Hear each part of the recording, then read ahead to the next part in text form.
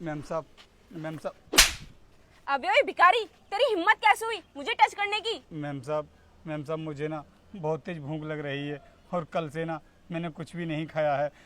मुझे ना मैम साहब 10-20 रुपए दे दो, मैं जाकर के खाना खा लूँगा। तूने अपनी औकात देखी है जो मुझ जैसी खूबसूरत लड़की को टच करने चला है? मैम साहब मैं मानता हूँ मुझसे गलती हो गई, लेकिन मैम साहब आप ना मुझे कुछ पैसे दे दो, मुझे बहुत तेज भूख लग रही है।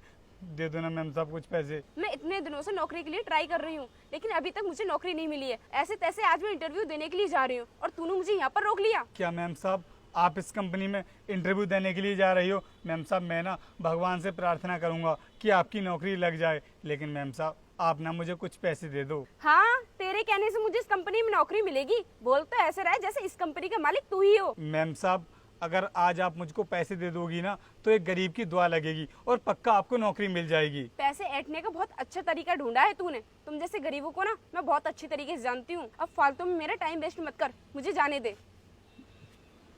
मैम साहब मेरी बात तो सुनिए। अरे साहब रुकिए साहब मेरे बच्चे की तबीयत ना बहुत ख़राब है और वो ना हॉस्पिटल में भर्ती है। डॉक्टर साहब ने 5,000 रुपये मांगे हैं इलाज के लिए, लेकिन साहब मेरे पास ना इतने सारे पैसे नहीं हैं। आप मुझे कुछ पैसे दे दो, मेरे बच्चे की जान बच जाएगी। अरे वो भिखारी, तू कहाँ से आ गया जो मुझसे पैसे मांग रहा है? पैसे कहीं पेड़ पर नहीं लगते हैं।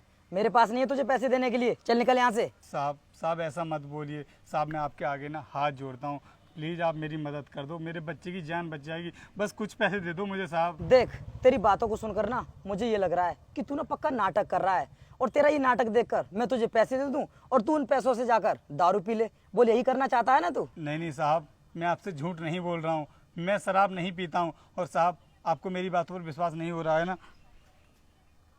तो साहब तो ये देखिए मैंने ना इतने सारे पैसे इकट्ठे कर लिए हैं, लेकिन ये अभी पूरे पैसे नहीं हैं। तो साहब इसलिए मैं आपसे बोल रहा हूँ कि आप ना मुझे कुछ पैसे दे दो, मेरे बच्चे का इलाज हो जाएगा। अरे तेरे पास इतने सारे पैसे?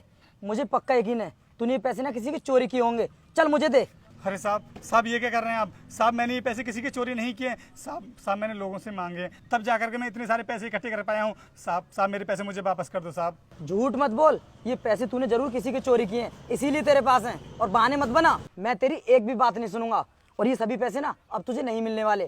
तूने मुझे इंटरव्यू के लिए लेट कर दिया, अब मैं जा रहा हूँ, निकल यहाँ से। साहब ऐसा मत करो साहब मेरे पैसे वापस कर दो।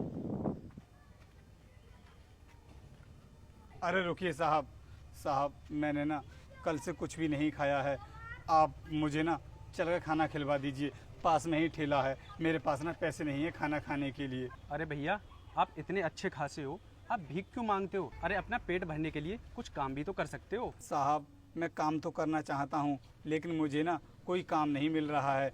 अभी ना आप मुझे खाना खिलवा दो, क्योंकि मुझे ना बहुत तेज भूख लग रही है, क्योंकि भूख की वजह से ना मेरे पेट में दर्द भी हो रहा है। भैया मैं इंटरव्यू देने के लिए जा रहा हूँ, अगर मैं तुम्हें खाना खिलवाने के लिए लेकर गया तो मैं इंटरव्यू के लिए लेट हो जाऊँगा, इसलिए मैं तुम्हें कुछ पैसे दे देता हूँ, खुद जाकर खाना खा लेना। ये लो कुछ पैसे, और भैया कुछ काम धंधा कर लेना जिससे कि लोगों से भीख मांगनी ना पड़े। ठीक है साहब आपका बहुत बहुत धन्यवाद।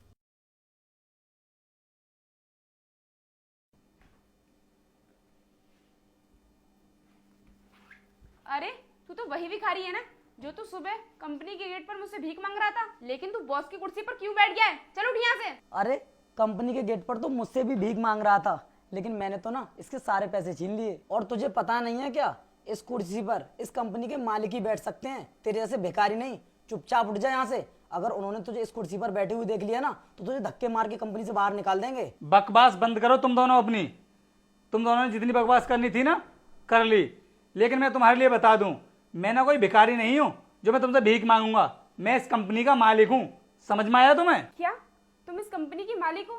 तो फिर वो सब क्या था? वो सब तुम्हारा एक इंटरव्यू था जिसको मैं अपने तरीके से ले रहा था। मैं देखना चाहता था कि तुम लोग मेरी कंपनी में जॉब करने के लायक हो या फिर नहीं, तुम्हारे अंदर कितनी इंसानियत है या फिर नहीं। लेकिन अफसोस तुम दोनों के अंदर इंसानियत नाम की कोई चीज ही नहीं है। और इन भाई साहब से भी मैंने कहा था कि मुझे भूख लगी है, चलकर खाना खिलवा दो, तो खाना खिलवाने का टाइम तो नहीं था इनके पास, क्योंकि इनको अपना इंटरव्यू जो देना था। इन भाई साहब ने मुझे 100 रुपए का नोट दिया कि जाकर के मैं खाना खा लूं। अब इसी से पता चलता है कि इनके अंदर कितनी इंसानियत है। तो मैं भी यही चाहता हूं कि मेरी कंपनी में ऐसे लोग जॉब करें जिनके अंदर इंसानियत हो। तुम्हारे ऐसे लोग नहीं जो 10-20 रुपए देने की जगह दूसरों का अपमान करते हो। इसलिए मेरा टाइम वेस्ट मत करो और अभी कभी मेरी कंपनी से बाहर हो जाओ। और हाँ भाई साहब, मैंने तुम्हें अपनी कंपनी का मैनेजर सिलेक्ट कर लिया है, तो तुम कल से जॉब पर आ सकते हो और अपना काम पूरी ईमानदारी के साथ में करना।